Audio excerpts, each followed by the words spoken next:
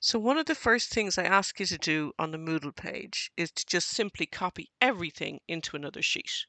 So if I create another sheet and call it Brenda Earle COVID data to sort of have it as your own, go back, so you're going to use your name obviously, go back, pick this top corner, copy, go in here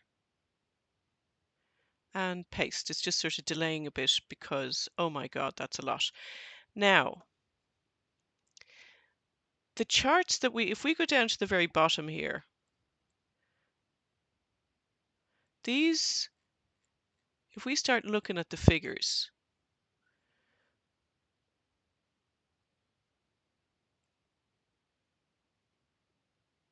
now you can make these are very long headings. So you can use a thing called wrap text and move those in and just go there, double click. Okay, and you can do the same here and do the same here, do the same here. So a lot of it is about what are your visuals like? Is that, and then you can double click or drag that up a bit if you want it to be. So you might want to grab all these headings because they're kind of long headings, not too many of them, wrap text, and maybe double click here. So you just have to look at this, that there's two separate dates here. There's kind of interesting dates, sad dates, but the very first COVID death was on the 11th of March 2020. That's the very first time that was a confirmed COVID death. And these totals, do you know what I mean? These figures. Now, these aren't formula, but essentially they are.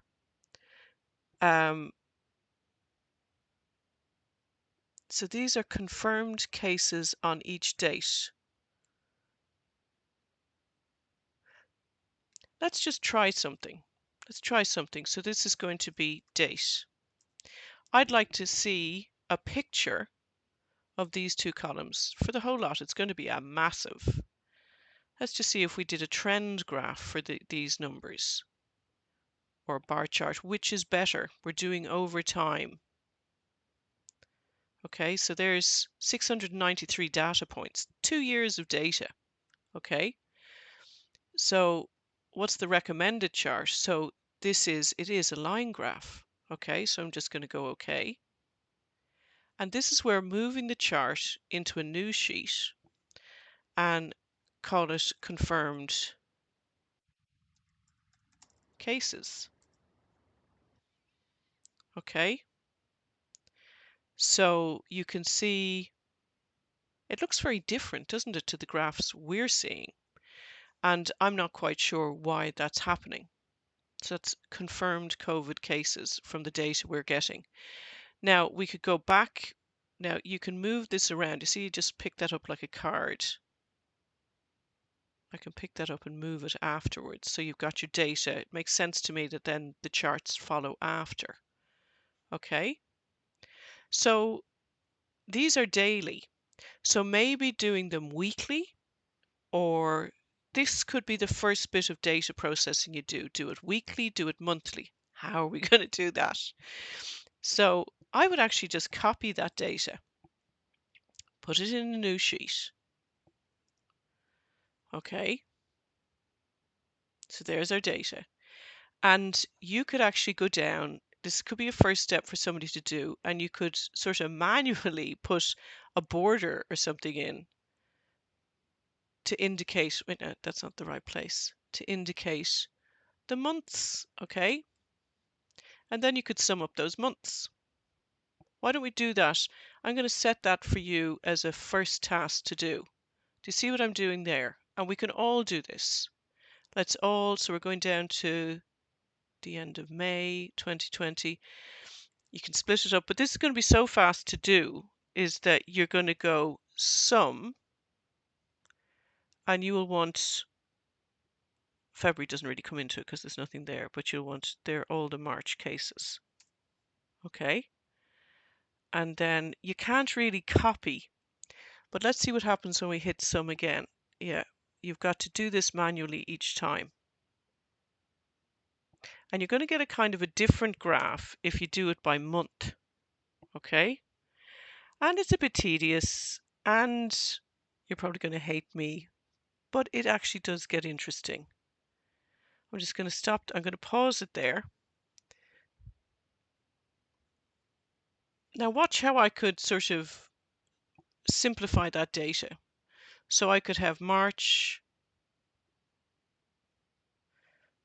Now, am I able to put March 2020?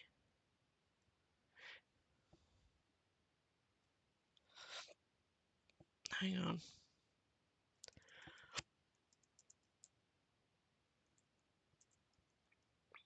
Because we've got 2 years coming. Oh, yeah, it might do it.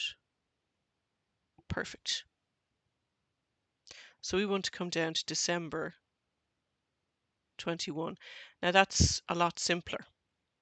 But then you can use the equal and just pick up the cell address. Okay, equal, pick up the cell address, and so on. And you're going to start getting a chart. Let's just, if you got that done today for tomorrow, and if anybody wants to explore further, like this is just getting the totals. Now, breaking it down into ages, we didn't even think of that. So if I go in here, those figures, control home, sorry, to get back up to the top of this data, each of those figures, so who was our first? So it was somebody, the first one was somebody between 45 and 54, which is kind of interesting. That was a young person who died first. Oh no, this is hospital. So, and it's a healthcare worker requiring ICU, hospital. So these breakdowns. So there's a lot there that's kind of interesting. But the very first, hang on, let's go over. So there we go, median ages even. Oh, that could be really interesting to watch how that rises. That's a really interesting one. Do you remember we discussed this? And if you were to group the data, how are you going to get the median age? You're going to have to, anyway, off you go and play.